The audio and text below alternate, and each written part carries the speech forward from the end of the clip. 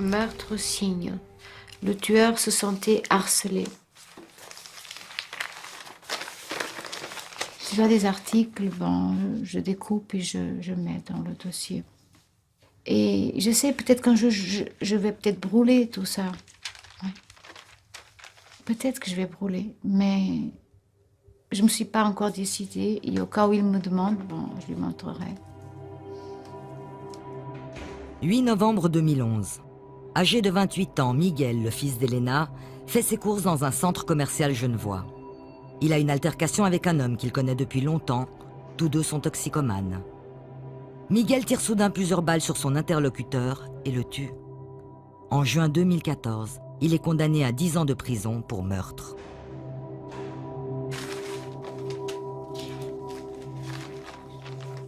Il voulait en finir avec sa vie malheureuse qu'il avait.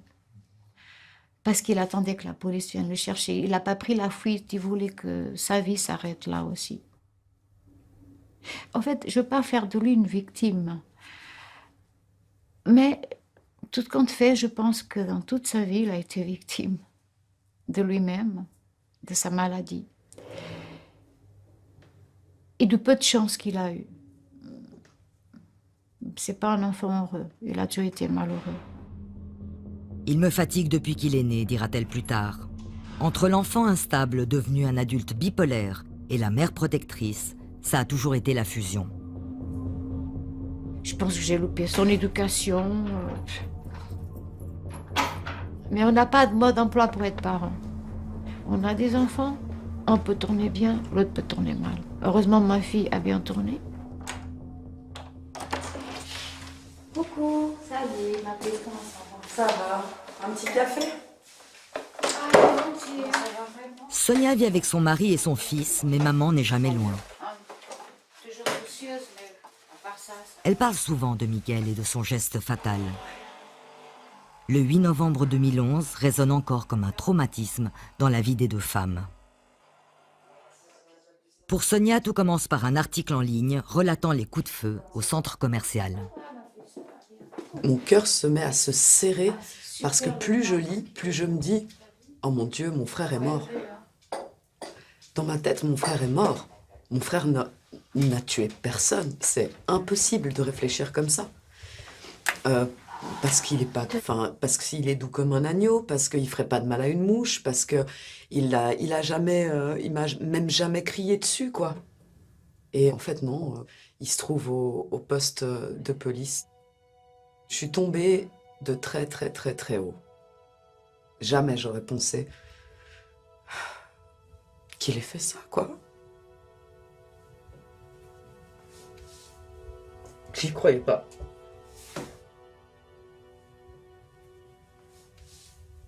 Ça me fait mal au cœur de savoir qu'elle souffre pour son frère. Le mot meurtrier fait mal. Le mot tueur fait mal. Et pour moi, ça restera toujours un choc. Et c'est la vérité. Mais je l'aime. Mais il n'est pas un meurtrier. Il ne l'est pas. Mais comment dire, il a tué, mais au fond de lui-même, c'est pas un meurtrier. Ça me fait mal. Ça me fera toujours mal.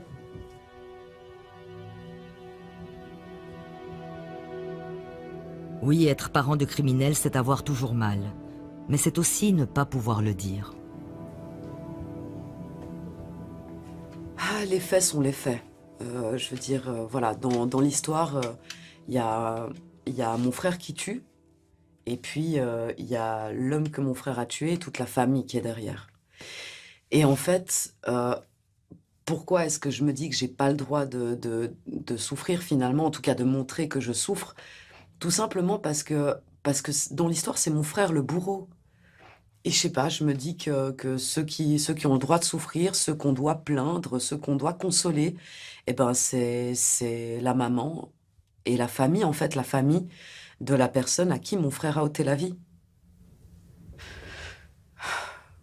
Moi-même, hein, qui ai toujours lu les journaux, les faits divers, c'est bizarre, particulièrement les faits divers d'ailleurs, Avant qu'il arrive tout ça, jamais de ma vie, j'ai pensé, mais merde, comment elle doit se sentir la mère de ce violeur ou comment se sent le papa de ce meurtrier, quoi. Jamais ça m'a traversé l'esprit. Personne n'aime s'identifier au méchant du film ou à sa famille. Sonia fait tout pour préserver les siens de son drame familial, mais est-ce vraiment une bonne idée? C'est pas quelque chose qu'on parle à la maison. Peut-être qu'elle garde ça en elle, tout simplement. Elle n'a pas envie de m'en parler. Je sais pas. Je suis son mari, j'aimerais bien qu'elle se confie à moi, de ses sentiments. Ben, tout à l'heure, durant l'interview, elle était en pleurs et tout, donc je vois que ça la touche. Et j'aimerais qu'elle m'en parle, ça la libère. Qu'elle voie que je suis là aussi pour la soutenir, quoi.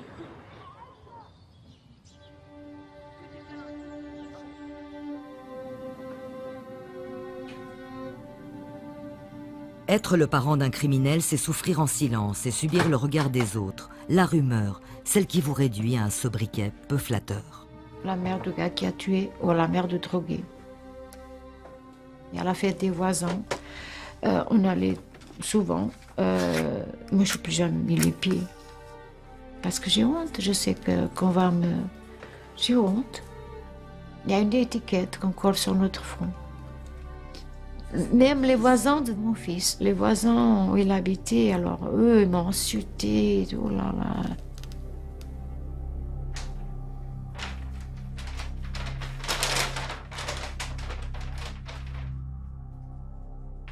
C'est un gros mangeur de viande. Je suis le seul contact qu'il ait avec l'extérieur, à part sa sœur. Mais bien sûr, il s'accroche à moi, mais moi, je commence à être vide. On vit mal, on vit très mal avec la culpabilité, avec une certaine culpabilité. Enfin, une grande, je ne peux pas dire une certaine, une grande culpabilité. D'avoir mis au monde quelqu'un qui a ôté la vie d'un autre. Souvent, les gens imaginent être beaucoup plus responsables qu'ils ne sont en réalité. Parfois, la culpabilité a aussi une utilité pour les personnes qui vivent avec cette culpabilité comme une manière de payer le prix de quelque chose dont ils pensent être responsables. Et le fait de payer, c'est un peu libératoire, c'est normal de payer. Quand on va effectivement au-delà de la culpabilité, il y a la honte. Je veux dire, par le fait qu'on est lié au criminel, on est tous atteints d'une maladie honteuse dont on ne peut pas parler, qu'on ne peut pas exprimer. Je veux dire, on ne peut pas juste supprimer le lien. On fait partie de l'atrocité d'une manière ou d'une autre. Alors, et bien évidemment, il y a des familles qui rejettent la responsabilité. Il y en a d'autres qui, au fond, essayent de l'accepter et de faire avec. Mais c'est difficile de se débarrasser de ce lien direct qui fait qu'on est dépositaire on est co-dépositaire d'une chose abominable. Il a été extrêmement difficile de convaincre des proches de nous confier leur histoire. Lorsqu'ils ont accepté de le faire, c'était forcément anonymement. Leur souffrance est ici, sans visage, leur souffrance est à bout.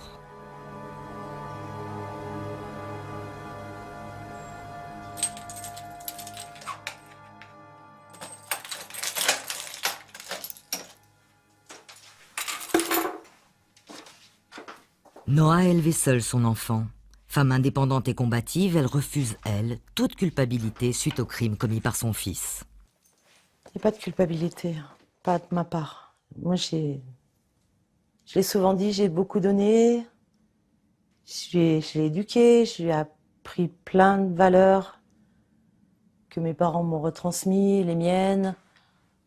Donc j'ai écarté cette culpabilité parce que je me suis dit, si je la prends, je vais sombrer. Et je ne voulais pas sombrer. 12 janvier 2004, le fils de Noa, âgé de 29 ans, tue de 110 coups de poinçon une prostituée dans le quartier chaud de Genève. Le jeune homme avait consommé des produits stupéfiants. En juin 2005, il est condamné à 15 ans de prison pour assassinat. Il est en liberté conditionnelle depuis février de cette année.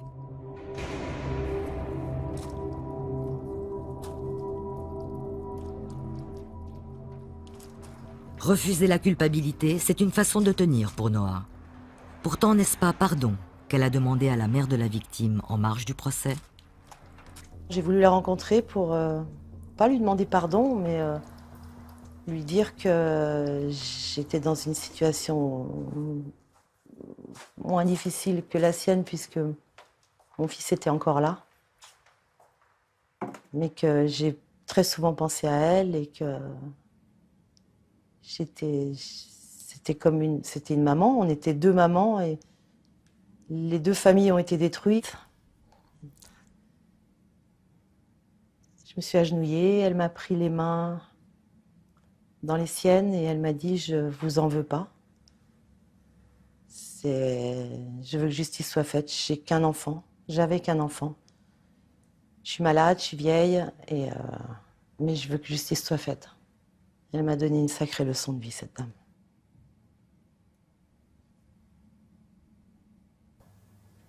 On arrive devant quand même les jurés, la procureure, tout ce monde-là, moi, que je connaissais pas. Et finalement, bah, c'est pas joli, quoi. On me regarde, et on voit le regard des gens. On voit le regard de l'avocate de la partie adverse. On n'est pas bien vu. Qu'est-ce que vous lisez dans le regard des autres à ce moment-là? Ben, j'ai l'impression qu'on doit se demander comment j'ai élevé mon fils, parce qu'il vous pose des questions sur votre vie, hein. Il vous désosse votre intimité, hein, devant une salle pleine. Journaliste, la totale. Hein. Quel droit il me faisait porter tout ça, quoi. Le lien entre l'éducation reçue et le geste criminel n'est pas automatique. Pourtant, dans l'opinion publique, persiste l'idée qu'il n'y a pas de fumée sans feu. Il y a quand même là aussi une croyance qui est plutôt que c'est le résultat d'une éducation. On ne naît pas mauvais, c'est plutôt le résultat d'une mauvaise éducation, qu'il y a quelque chose qui n'a pas fonctionné. Il y a eu des dysfonctionnements intrafamiliaux, il y a eu des dysfonctionnements dans les relations. Et ça, c'est difficile aussi de faire avec ce type de croyance. Bonjour. Bonjour. Comment allez-vous? Ça va? Ça va bien et vous? Je vous en prie. Entre Noa et maître Vincent Spira, il y a presque 15 ans de procédure judiciaire. Ça crée des liens. Alors, comment ça va? C'est un peu compliqué. J'ai été, je l'espère pour elle, un soutien pendant toutes ces années. C'est difficile, c'est même si c'est politiquement incorrect de le dire, ou ça peut paraître l'être, c'est difficile ce qu'une mère vit dans une situation semblable. Donc c'est vrai que c'est nouer un lien, un contact, je le qualifierais de privilégié, parce que j'étais à l'écoute de ce qu'elle vivait, de ce qu'elle ressentait. Il n'y avait pas beaucoup de personnes à qui elle pouvait se confier. Le proche de criminel crée le vide autour de lui. Les groupes de parole pour les familles sont rares. Aucun soutien psychologique spécifique n'est prévu. D'ailleurs, qui voudrait leur tendre la main? Celui qui a fait ça, comme on dit, il a fait ça, il a osé faire ça. Comment a-t-il pu faire ça?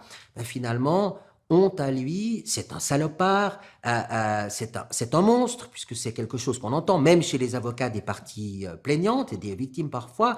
On ne dit pas ce que vous avez fait est monstrueux, on dit vous êtes un monstre. Donc du coup, comment la mère d'un monstre peut-elle venir dire je souffre, j'ai mal? On n'a pas le droit, c'est pas bien, c'est simplement pas bien de venir le dire. La douleur des familles n'a décidément pas droit de citer. Même dans un tribunal, elle se fait discrète, semble-t-il. Le procès est entièrement centré sur l'auteur présumé. Et puis il y a une autre petite place, moindre place, qui est réservée aux victimes et aux familles éventuellement des victimes. Une troisième place pour les proches de l'auteur en tant que tel n'existe pas. En revanche, les proches sont présents et sont entendus. On appelle cela des témoins de moralité, pour donner un éclairage sur la personnalité de leur auteur. Dans toutes ces situations, la douleur de la famille, on la sent, elle est en filigrane. mais elle n'est évidemment pas le centre du procès. Quelque part, il y a un reste de la loi du talion, il y a un reste de la loi du sang, de l'idée qu'autrefois, chez nous, et encore aujourd'hui probablement dans d'autres cultures, ou dans des pays moins démocratiques que nous, on fait payer à la famille ce qu'a fait l'auteur. On prend la famille, le clan, pour responsable de ce qu'a fait le membre de ce clan. Il y a des endroits où une réponse adéquate au viol d'une femme est de violer une femme de la famille de l'auteur, ou la réponse à un meurtre est de prendre la vie, pas forcément de l'auteur, mais d'un membre de la famille de l'auteur. Je pense qu'il nous reste quelque chose dans notre société qui, heureusement, ne pratique pas ce genre de choses. Il y a probablement quand même un bagage philosophique, culturel, historique, qui fait qu'on a peu d'empathie pour la famille de l'auteur, peu de compréhension, oui. L'assassin a-t-il entraîné sa mère dans sa chute? Ils habitent aujourd'hui ensemble et n'en ont parlé qu'une seule fois. Il m'a demandé, est-ce que tu me pardonneras un jour? Et je lui ai dit, mais c'est porter un jugement. Si tu me demandes de te pardonner, ça veut dire que je te juge. Et je te juge pas, parce que quelque part, je sais que c'est pas toi qui l'as fait. C'est une autre dimension, c'est sous l'effet de la drogue. Je peux pas pardonner, de toute façon, un truc comme ça. Il n'a jamais été écrit qu'un être humain doit tuer un autre être humain pour n'importe quelle raison. Je crois que la question ne se pose pas. Je me la pose pas. Je lui en veux, oui, je lui en veux d'avoir foutu sa vie en l'air, d'avoir foutu aussi une partie de la mienne.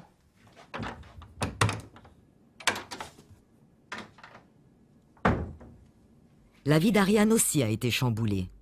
Ariane, c'est l'amie de la famille, celle qui n'a jamais lâché ni Noah, ni son fils.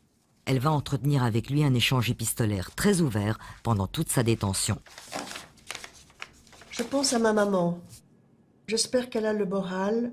Je sais qu'elle est bien entourée, mais même je sais qu'elle pense à moi et moi à elle. Et ça, c'est dur. J'ai vraiment été un sale gosse durant ces années, alors qu'elle m'a toujours encouragée et même lancée pour réussir ma vie. Et j'aimerais un jour lui rendre l'appareil. Et c'est un peu tard que je m'en rends compte. Que de regrets. Elle mérite tellement mieux que moi. J'ai honte de ce que je suis devenue. Dis-lui à ta manière ce que je t'écris, toi, tu trouveras les mots qu'il faut. Et je n'ai pas le courage de le lui dire, tout ça. Voilà, Ariane, je te souhaite mes meilleurs vœux 2005. Et je te fais un gros bisou et encore merci pour tout. J'ai jamais pensé que c'était un monstre. J'ai pensé qu'il avait fait quelque chose de gravissime. Et pour moi, ça reste. Mais je ne peux pas dire, je ne l'ai jamais jugé, évidemment. C'était pas à moi de le faire, c'était à la justice. Et je crois que sa vie, son acte a bouleversé ma vie. Ça, il faut que je le dise. Ma vie a changé. Ma vie, j'ai un autre regard. Je n'accepte rien de ce qui s'est passé, bien sûr, mais j'ai beaucoup plus de tolérance et puis de compréhension pour ces gens qui sont tout de même, qui passent par des moments terrifiants après leur acte. Et là, je crois qu'on n'imagine pas quand on est à l'extérieur. Je ne l'abandonnerai jamais, entre guillemets, parce qu'il n'a pas besoin de moi pour vivre. Mais on a une amitié quand même qui est longue et moi, je suis prête à continuer le temps que Dieu me prête vie.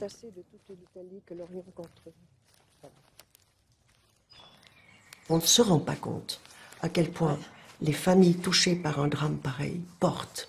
Et je suis horrifiée que des gens puissent s'écarter de ces gens-là. Ces familles, elles ont besoin d'être entourées, d'être aimées, d'être soutenues. On ne peut pas annuler l'histoire. Elle est là, elle le sera toujours. Il est escarpé ce chemin. Il est comme ma vie.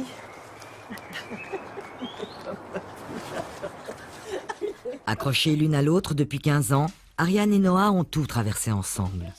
Et c'est ensemble, encore et toujours, qu'elles ont découvert un univers, celui de la prison et ses matons. tu vois pas. Je dois reconnaître qu'à ce moment-là, ils ont été corrects. Il y a des fois où ils ont été très peu corrects. Où au fond, on était maltraités par les gardiens. Et... À Gorgier, ça se passait bien.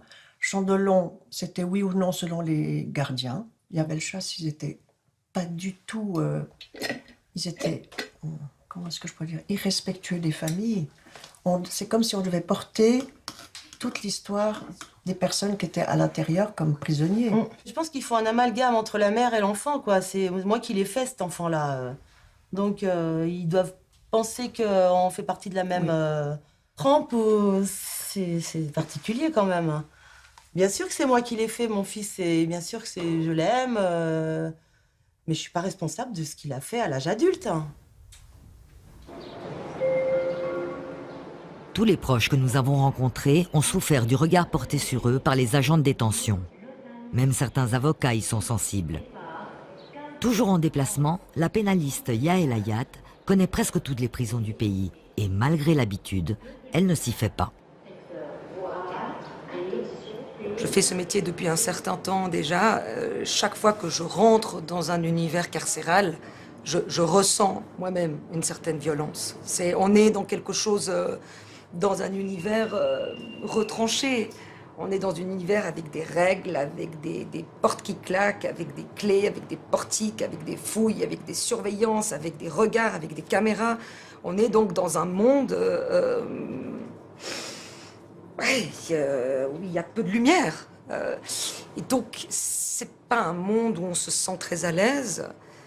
Et pour ces personnes-là, pour cette mère, pour cette épouse, pour cet enfant, pour tous ses proches, je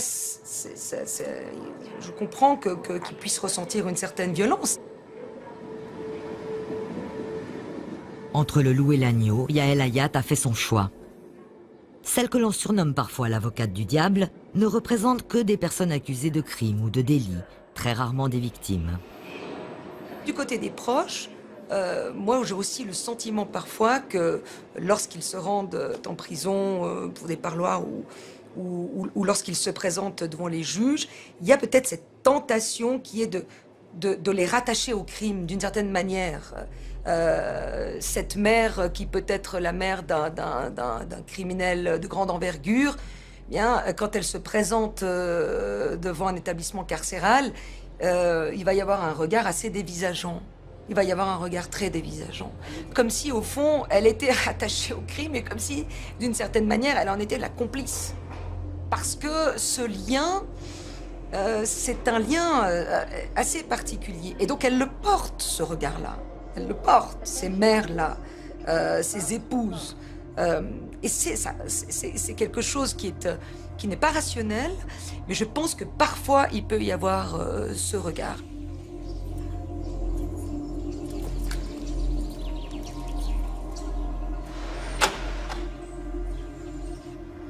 Au niveau du regard, j'ai envie de dire, c'est les interactions humaines. Je veux dire, un agent de détention, il n'est pas différent de la famille qui vient.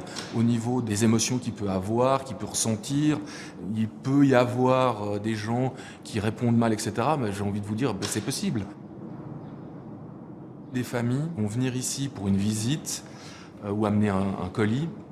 Et une des difficultés aussi pour eux, c'est d'arriver dans ce monde qu'ils ne connaissent pas. C'est très très sécurisé avec des règles très strictes pour pouvoir rentrer dans une prison. Et après, vous voyez derrière moi, il y a un guichet, comme un guichet à la poste ou un guichet à la banque. Et c'est forcément aussi le contact humain, il passe pas forcément très facilement à travers un guichet. Donc voilà, c'est compliqué d'avoir un contact très développé. L'accueil des familles, pour la famille, c'est vraiment quelque chose d'important. Dans la formation de l'agent de détention, c'est 1/1000. Alors que la formation des agents de détention s'étale sur 3 ans, seules quelques heures sont effectivement consacrées à l'accueil des familles. Au bout de ces 3 heures, vous aurez encore plus d'infos sur quelques exemples de ce que vivent ces familles. Ça, c'est juste pour vous montrer. Nous sommes au Centre suisse de formation pour le personnel pénitentiaire à Fribourg. Lorsqu'ils ne sont pas en formation, les agents présents travaillent déjà dans des prisons romandes. Souvent, les familles nous disent, mais lui, il est tranquille. nourri, logé, blanchi. Il fait une petite note, il a un assistant social, il fait une petite note, il voit un médecin. Et puis moi, je suis dehors. Je dois tenir le rythme de la prison. Je dois aller que le mardi à telle et telle heure. Je dois être à la maison pour recevoir son téléphone. Je dois aller voir l'avocat. Je dois m'occuper des enfants. Je dois régler les questions d'impôts. Je dois régler les questions d'assurance. Et au fond, plusieurs familles nous disent « Mais moi, je suis comme enfermée à l'extérieur, mais ça ne se voit pas. » Je pense qu'il est très important quand même qu'on ait un mot sur la famille des détenus. Ça fait quand même partie de notre travail. Il est important de penser que les détenus ont le droit d'avoir une visite. C'est un droit que nous avons le droit de restreindre si, pour des raisons disciplinaires. Mais je suis convaincu que si on enlève à un détenu son droit de visite, on lui enlève tout espoir. Dans ce travail, je pense qu'avec les familles, il faut avoir 2-3 directives, mais il faut savoir rester humain. Prof à ses heures, Viviane Schechter est directrice de Repères, relais enfants-parents romans. C'est la seule association totalement centrée sur l'aide aux proches de détenus. Elle propose écoute, accompagnement et surtout une aide très pratique, comme ces navettes. Voilà, alors on y va. Elles conduisent les familles dans les différents lieux de détention, généralement excentrés. Vous la prenez souvent, cette navette? Oui, minimum 3 fois par mois. Ça me facilite par rapport au trajet, parce que c'est assez loin de la gare. Et puis, je suis sûre d'être présente pour ne pas annuler ma visite avec mon copain. Au volant aujourd'hui, Nicole, une des quelques 60 bénévoles que compte Repères. Les trajets, en fait, ce sont les moments privilégiés pour nous parce que il y a des échanges très, très intéressants. On partage leurs émotions. Et surtout au retour, elles ont, à mon avis, un visage lumineux en général. Il y en a quelques fois qui sortent avec les yeux embués. Mais sinon, elles sont contentes de raconter ce qu'elles ont vécu, de partager leurs sentiments.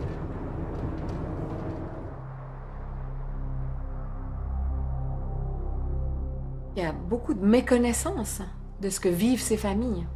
C'est juste en dehors du viseur, un peu dans l'angle mort de nos voitures quotidiennes. Hein. Et pourtant, le rôle des familles est primordial, surtout lorsque le prisonnier redevient un homme libre. Le système, de manière générale, va se retourner vers les familles. Donc pour nous, c'est essentiel qu'on soutienne ces familles, qu'on puisse les aider à tenir pendant ce temps de la détention, en étant bien informées, en étant accueillies, en étant écoutées, pour qu'elles puissent tenir ce rôle qui est important pour vous, pour moi, pour que dans notre société, ces hommes et ces femmes puissent revenir, s'insérer ou se réinsérer de la manière la plus adéquate possible. Autour de la directrice, Lauriane, Céline, Ludovic et Sandrine, en tout une petite dizaine de salariés, assurent les mandats de Repères. Le soutien des enfants de détenus est probablement l'activité principale de l'association. Oui, parce que là... On a des enfants qui de temps en temps nous disent « mais moi j'ai plus envie d'y aller ».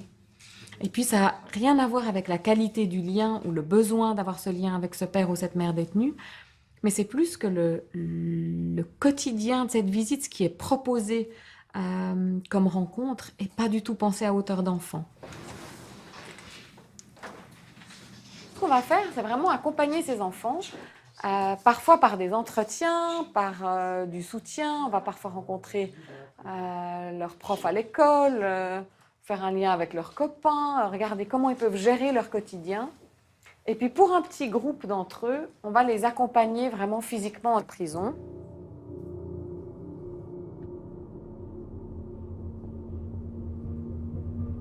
Il n'a que 8 ans, Pablo, quand son père est incarcéré. Son petit frère n'en a que 5. L'association Repères, en particulier le psychologue Ludovic, va aider Pablo et son père à garder le lien. Ludovic me pose des questions qui me font réfléchir par rapport à mon père. Et à moi. quand j'ai pris conscience qu'il n'est pas en prison pour rien. Je voyais un côté obscur en lui. Et Ludovic m'a permis de comprendre et un peu grandir mentalement. Ça m'a permis d'accepter les circonstances.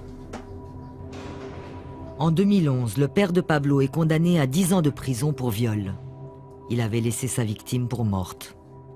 Il pourrait bénéficier d'une liberté conditionnelle dans quelques mois. Retour à la maison pour Angelica, la mère de Pablo, et son petit dernier. Elle a une nouvelle vie désormais. Après le drame, Angelica s'enfonce dans une terrible dépression. Son quotidien s'écroule. Elle décide de quitter son compagnon, mais garde le contact pour leurs 2 enfants. Elle partage aujourd'hui la vie d'un autre homme et la famille a trouvé une stabilité. Repère y est pour beaucoup. Quand je rencontrais Repère, c'était la délivrance parce que j'avais une charge trop lourde sur moi. J'arrivais plus, c'était difficile pour moi. J'étais dans une situation très compliquée. Donc, j'avais l'impression que tout le monde me voyait comme la femme d'un criminel, de quelqu'un de pas bien. Le soutien psychologique pour mon enfant, c'était la chose la plus importante qu'ils ont fait. Parce qu'il pleurait tout le temps, c'était un enfant trop timide, trop angoissé, c'était compliqué. À cette situation, ils nous ont apporté tout, en fait. Thérapie individuelle et familiale, transport et encadrement des enfants lors des visites en prison, organisation de leurs vacances. Repère, c'est une présence de tous les instants auprès d'Angelica et ses enfants. Comme tous les proches de criminels, la mère de famille a dû faire face à des difficultés psychologiques et à une forme d'isolement, sans compter les problèmes d'argent. Souvent, c'est le salaire principal qui est derrière les barreaux, qu'il soit légal ou pas. Et puis la prison, ça coûte. Ce sont des trajets pour aller en détention, c'est un réaménagement de la vie quotidienne. Est-ce que madame doit travailler plus? Est-ce qu'il faut faire garder les enfants? Est-ce que je déménage? Enfin, des choses de ce type-là, sans compter des frais d'avocat, des frais de justice et autres. Donc vraiment, des difficultés psychologiques, sociales, économiques. Je crois que les familles, ce qu'elles nous racontent la plupart du temps, c'est que c'est un vrai bouleversement dans leur quotidien.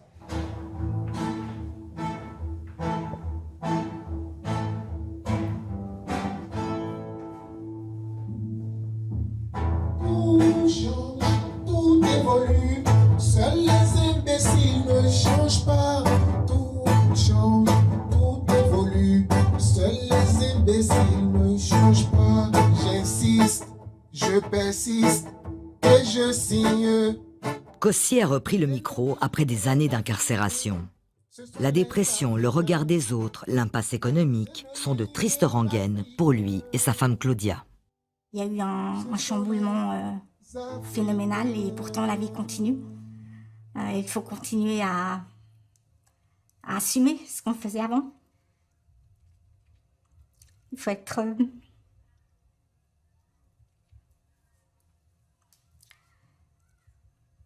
forte, garder courage, garder la tête haute et être là pour les enfants, surtout pour les enfants.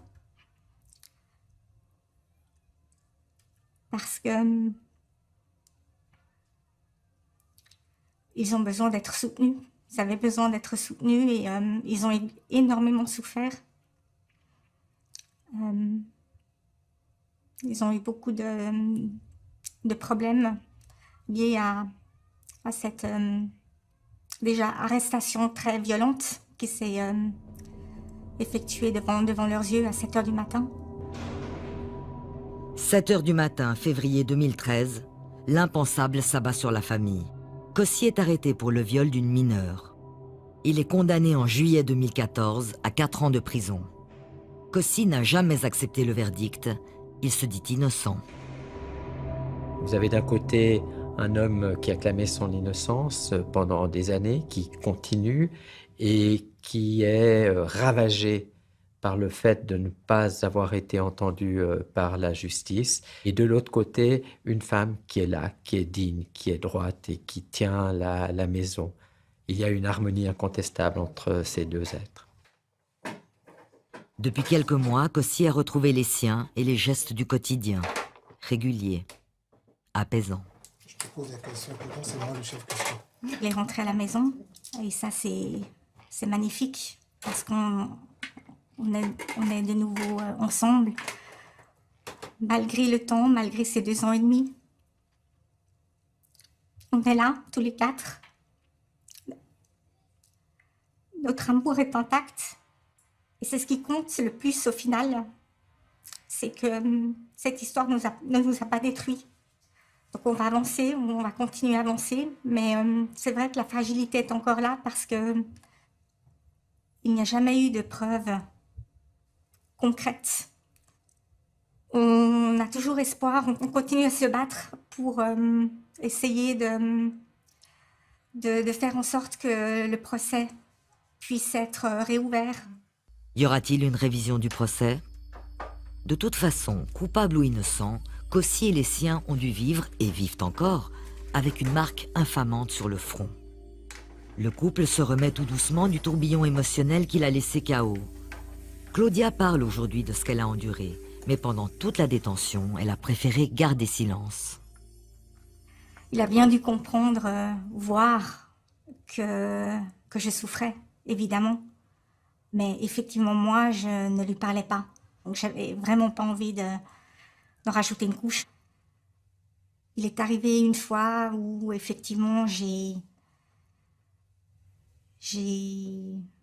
eu un accès de colère parce que j'en avais juste trop. Et c'est sorti comme ça. Où je lui ai dit que je lui en voulais, en fait. Du fait qu'on se retrouve dans cette situation-là. Derrière les barreaux, Cossy est désemparé. C'est clair que ça m'a fait aussi beaucoup mal parce que je me culpabilisais aussi par rapport à ma petite famille. Dans la mesure où c'est mon incarcération qui a amené ma famille dans toute cette souffrance, dans tout ce qu'elle a subi.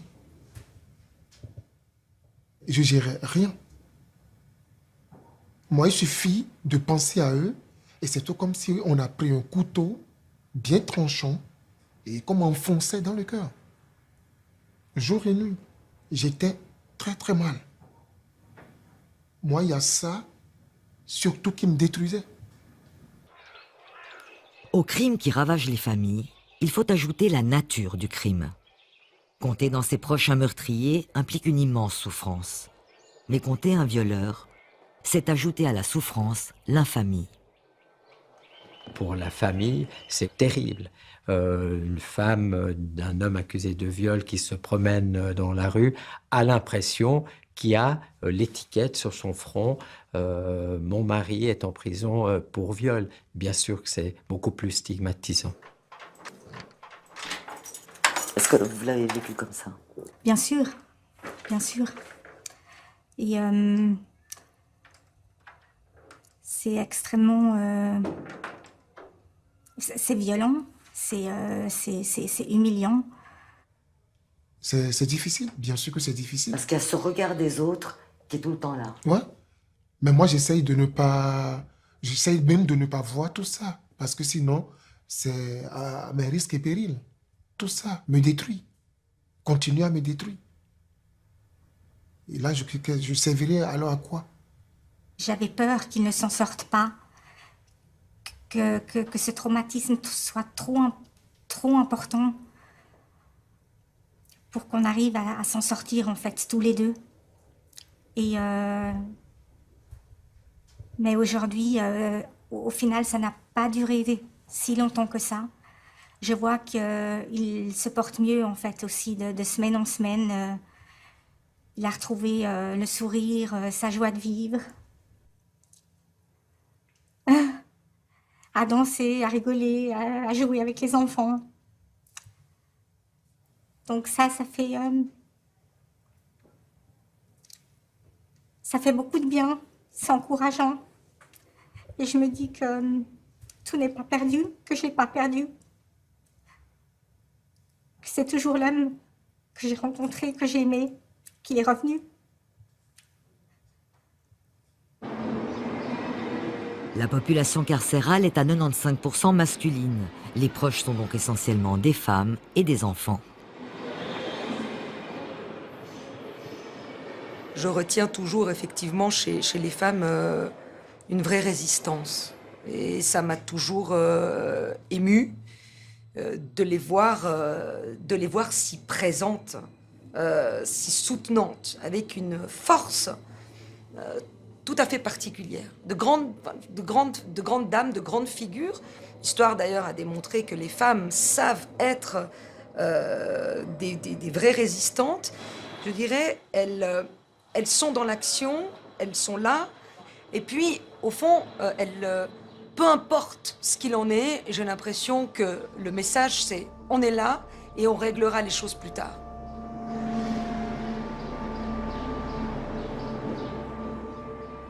Proche de criminels, le rôle n'est pas exclusivement féminin. C'est un père que nous retrouvons dans le sud de la France, du côté d'Avignon. Son fils Mathieu a violé et tué. Dominique Moulinas et son épouse Sophie ont osé dire leur douleur. Ils ont même commis un livre. Ils ont brisé le tabou. J'ai pas conscience de briser quelque tabou que ce soit, et puis si je l'ai fait, j'ai envie de vous dire tant mieux. Vous savez, il se passe pas une semaine sans que je dise à quelqu'un, mais attends, Sophie et moi, on n'a rien fait. Oh. Vous voyez, on n'a rien fait. On n'a rien fait. Vous voyez, derrière ces trois mots-là, quoi, c'est pourquoi se priver finalement de témoigner? Qu'est-ce que tu peux dire qui n'est pas entendable? Les Moulinas, c'était presque la famille modèle. Un couple uni, 2 filles adorables, et Mathieu, le fils aîné. Ce tableau va voler en éclats. 16 novembre 2011. Mathieu, âgé de 17 ans, viole et tue Agnès, une copine de 13 ans. Il tente de brûler son corps. 1 an auparavant, il avait abusé d'une autre adolescente. Diagnostiqué schizophrène, il est condamné en octobre 2014 à la prison à perpétuité. Est-ce qu'aujourd'hui, Dominique, vous avez réussi à faire le lien entre votre fils, Mathieu, un ado qui ne posait pas de problème particulier, et l'homme que vous allez voir en prison, qui a commis un acte terrible? Un crime, oui. Un crime épouvantable. Vous arrivez aujourd'hui à vous dire c'est la même personne? Non. Non, aujourd'hui, au moment où je vous parle, moi, je ne vois que mon fils.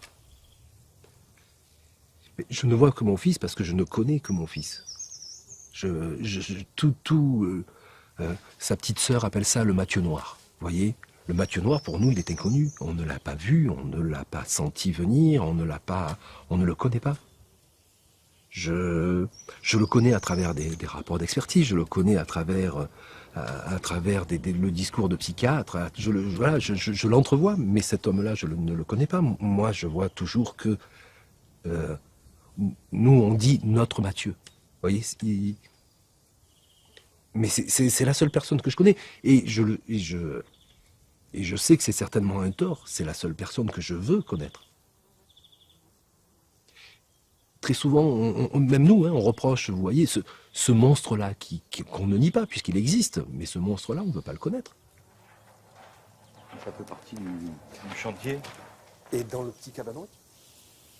Le crime de Mathieu a obligé sa famille à changer de région. Le crime de Mathieu a en fait tout changé. Éric, lui, n'a pas bougé. Il était le meilleur ami de Dominique avant les faits. Il le reste. C'est une amitié unique qui a été commencée avant les 10 ans. C'est vrai, quand on nous entend parler, on parle de plein de petites choses. On rentre pas dans des sujets vifs. Parle-t-il de Mathieu? J'avoue que non. J'avoue que j'ai eu du mal, quoi. Alors, je ne sais pas si c'est par pudeur ou pour ignorer les faits. Peut-être pour ignorer les faits. Éric et sa femme ont préféré couper les ponts avec Mathieu. Ils ne lui ont jamais rendu visite en prison. C'est quand tu es confronté aux choses que tu sais... Mais nous, on a on s'est toujours dit, et si ça nous était arrivé à nous, qu'est-ce qu'on aurait fait? Voilà. Parce que on sait pas. En fait, on sait pas. Mais non, tu sais pas, et en même temps, j'allais dire, tu peux pas souhaiter que ça arrive aux gens pour qu'ils puissent connaître ça, quoi. Non, mais par exemple, nous, on voit les efforts que tu fais pour aller voir ton fils et tout ça, et nous, on sait pas si on l'aurait fait. On pense que oui. Moi, je pense que oui, mais je sais pas. Franchement, je sais pas. Tu vois, je dis pas qu'il faut abandonner ton enfant, mais c'est extraordinaire de faire ça. Mais non, après, et c'est pas donné à tout le monde, voilà. Mais c'est donné à nous et on le fait naturellement. Est-ce que vous avez lu le livre? Non. Je sais pas ce qu'il y a dans ce livre, mais en fait, j'ai pas envie de le savoir. Qu'est-ce qui vous fait peur? De découvrir des choses et puis, je le dis franchement, hein, mais je sais pas si j'aurais fait un livre, moi, à leur place. Je sais pas si je l'aurais fait. Ses parents devraient se cacher au fond d'un trou. Quand on voit que leur fils a fait et que eux passent dans les médias et écrivent un livre sur le sujet, il faut pas s'étonner du comportement du fils. Ils sont aussi mongols que leurs gamins. Le livre a suscité beaucoup de réactions, souvent hostiles. Pour nous, Dominique plonge dans ses remarques qu'il préfère généralement ignorer. De quoi ils se plaignent, vous voyez, comme si, effectivement, le fait de pouvoir parler, on était dans la plainte, quoi. Non, il ne me semble pas qu'on se soit plaint de quoi que ce soit. Hein. De quoi ils se plaignent, ils ont la chance de voir leur enfant régulièrement. Condamnés à être des parents à perpétuité, c'est le sentiment de Sophie et Dominique. C'est aussi le titre de leur livre et celui d'un documentaire diffusé par France 2. Honteux, innommable, indécent, la démarche du couple Moulinas n'est décidément pas comprise. Ça me touche pas, parce que je connais pas ces gens. Sophie est beaucoup plus sensible, où elle dit, mais après tout, ici ils avaient raison, quoi. Ici on était vraiment des ordures, vous voyez, parce qu'elle est toujours dans un état où elle cherche, où elle est, voilà, et effectivement, quand on nous insulte, elle se dit, ils n'ont pas forcément tort, vous voyez. Nous avons rencontré Sophie, qui n'a pas souhaité participer à ce reportage. Elle nous confie se sentir parfois à bout de force. Elle essaye désormais de se reconstruire pour elle et pour sa famille. On ne peut pas ne pas être impacté par des choses pareilles. Je pense que de toute manière, on est toujours atteint psychologiquement. On traverse une crise et une remise en question fondamentale qui peut aller jusqu'à la remise en question de ses propres valeurs, de ses propres croyances, c'est-à-dire de notre construction personnelle comme de la construction des familles. Donc non, je ne pense pas qu'on peut en sortir indemne et je pense que ce serait bien que ces personnes-là osent beaucoup plus consulter. Tout le monde doit avoir le droit à cette chance d'être aidé et d'être un peu réparé. Courage aux parents des victimes, courage aux parents des assassins, qui sont eux aussi des victimes. Là aussi, c'est délicat de se sentir victime de son propre fils. Mais non, on n'est pas des victimes de Mathieu, on est ses parents. C'est déjà ça, quoi. J'allais vous dire, c'est déjà suffisamment difficile d'être les parents de Mathieu, sans être encore ces victimes, vous voyez. D'ailleurs, vous avez une phrase assez belle que vous avez répétée dans plusieurs médias et qui est dans votre bouquin. Vous dites « On ne peut pas faire autrement que d'aimer notre fils ». Ben oui. Mais c'est pas... Non, on ne peut pas faire autrement, on ne sait pas faire autre chose. Vous voyez, c'est peut-être navrant, hein, c'est peut-être ce qu'on nous reproche finalement, quoi. Arrêtez de l'aimer. Mais ça, on n'y arrive pas. Qu'est-ce que vous voulez que l'on fasse à ça? Ça se commande pas, quoi. C'est pas quelque chose, on peut pas nous dire, tiens, arrêtez ça, c'est pénible pour tout le monde. On peut pas.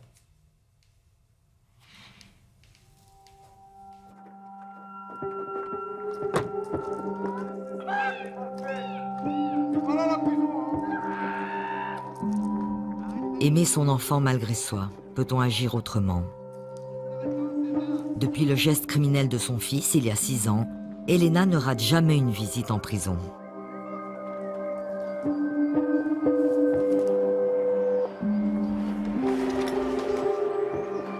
Vous l'aimez encore? votre fils aujourd'hui? Je sais pas. J'aime mon fils, c'est-à-dire, j'ai une énorme compassion pour mon fils.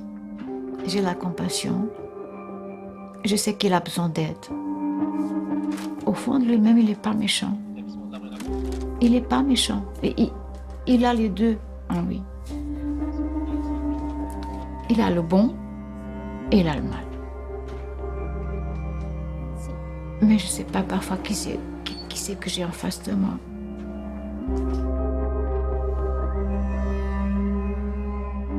Le criminel ne se résume pas à son crime. Il a généralement une famille, des amis, tout un entourage qui, lui, endure une double peine. Celle de voir un être aimé sombrer et celle de devoir encaisser le coup en silence.